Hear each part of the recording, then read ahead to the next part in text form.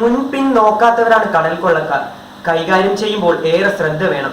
തടവിലാക്കുന്നവരുടെ ജീവൻ നഷ്ടപ്പെടാതെ മോചിപ്പിക്കുക അത്ര എളുപ്പമല്ല. അതിൽ വിജയിച്ചിരിക്കുകയാണ് ഇന്ത്യയുടെ നാവികസേന. സൊമാലിയക്ക് സമീപത്ത് നിന്നും തട്ടിക്കൊണ്ടുപോയ കപ്പൽ മോചിപ്പിച്ചു. അതും ഇന്ത്യക്കാർ ഉൾപ്പെടെയുള്ള ജീവനക്കാർക്ക് ഒരു പോറൽ പോലും ഏൽപ്പിക്കാതെ.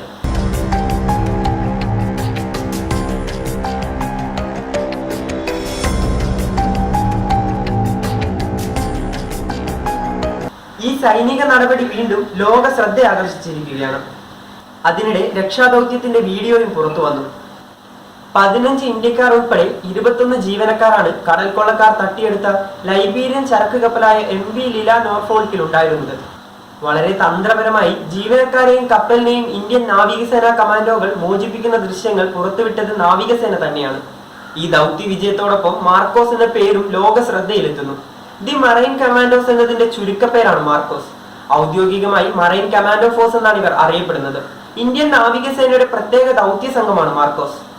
കടൽ കൊള്ളക്കാർ റാഞ്ചിയ കപ്പലിന് സമീപത്തേക്ക് മാർക്കോസ് കമാൻഡോകൾ സ്പീഡ് ബോട്ടിൽ എത്തുന്നത് മുതലുള്ള ദൃശ്യങ്ങളാണ് വീഡിയോയിലുള്ളത്. കപ്പലിന് സമീപെത്തിയ കമാൻഡോകൾ കപ്പലിലേക്ക് കയറുന്നു. യുദ്ധക്കപ്പലായ INS ചെന്നൈയാണ് നാവികസേനയുടെ കമാൻഡോ സംഘം തട്ടിയെടുത്ത കപ്പലിന് സമീപമെത്തിയത്. ലൈബീരിയൻ കപ്പൽ ഇന്ത്യൻ നാവികസേനയുടെ നിരീക്ഷണത്തിലായിരുന്നു.